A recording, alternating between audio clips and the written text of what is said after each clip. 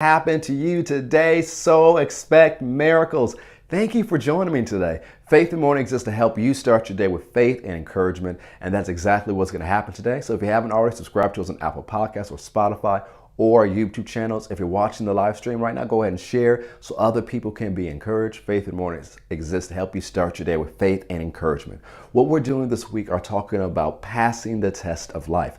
On Sundays this month at Faith Christian Center, I've been talking about passing the test of life and focus on different tests of life, especially tests that the enemy brings our way.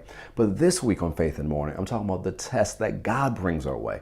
And so we're looking at tests that God actually gives us. This is part of life. We all go through these tests. It just looks a tad bit different, but we want to shed light on these tests so that you can pass the test. Wherever you are, say, I can pass the test. If you're watching online, you can put it in the chat, say, I can pass the test. Come on, say it again. Say it with some confidence. I know it's early in the morning for some of you. Say, I can pass the test. So today we're going to look at Luke chapter 16.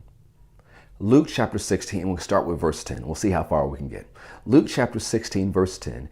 It says, this is Jesus speaking, he who is faithful in what is least is faithful also in much. And he who is unjust in what is least is unjust also in much. Therefore, if you have not been faithful in the unrighteous mammon, who will commit to your trust the true riches? And if you have not been faithful in what is another man's, who will give you what is your own? And we can pause right there, and we can call this, the first test we can pull from here is the test of stewardship. The test of stewardship. So say it out loud and put it in the chat. Say the test of stewardship. Another test that God brings your way is the test of stewardship. What will you do with what he put in your hands? What will you do with what God has given you?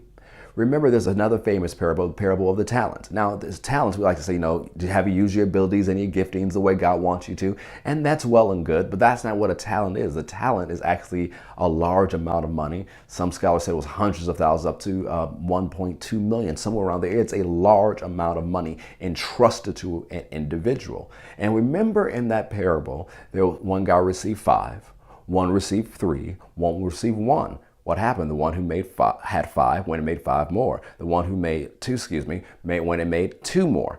And instead, not the 3, the one who made 2 went to make 2 more. But the one who had 1, what did he do? He despised the one he received. And remember, it was not a small amount of money. This is a large amount of money. He despised it because it wasn't what everybody else had. He wouldn't hit it and didn't use it. And what did Jesus, being the master, the king in that story, say? He said, you wicked, that means twisted and lazy servant. Now, one of the things we see is that the master gave them all something, but they didn't all use correctly what he has given them.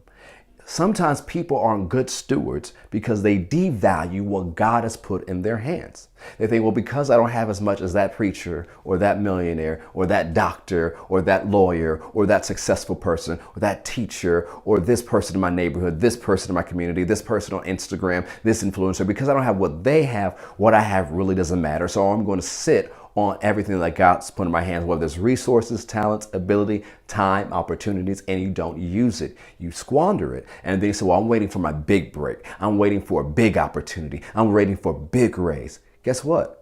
You may not get those big things you're waiting for because you haven't been faithful in the little. And the test is, if you're faithful in the little, you'll be faithful with much. But if you're not faithful in the little, you won't have all the opportunities to be faithful in much. A lot of people who squander what they have, if you gave them $1 million, guess what? They're squandered the million. It's not always about money. For some, I'm not saying about everybody, but for some, it's the principle. Are you operating by the principle of faithfulness? Are you a faithful steward? So a test we all have to pass in this life is the test of stewardship. What are you doing with what God has put in your hands? Even if, as we talked about yesterday, it seems not enough, it's a test of faith. How will you use your faith and trust that God is more than enough and he can take this little and make it much? How are you stewarding what God has put in your hands? Here's how you pass the test. Be faithful. Be consistent in what God has called you to do. Use to the best of your ability, the best of your know-how, and always study to show yourself approved. Always learn so that you can keep moving forward with what God has given you and make it better with your time, your opportunities, your resources, everything you have. Count it, even if it seems little, count it as a seed that's going to produce more one day. Be faithful in the little, and then one day you'll have an opportunity to be faithful with a lot more. It is the test of stewardship. And there's so much more we can pull from these few verses, and we'll do it more tomorrow on Faith in the Morning. So thank you for joining me today. If you haven't already, subscribe to us on our podcast on Apple Podcasts or Spotify, and make sure you download the Faith Plus app. Have a great day. Know that something good is going to happen to you, so expect miracles. God bless.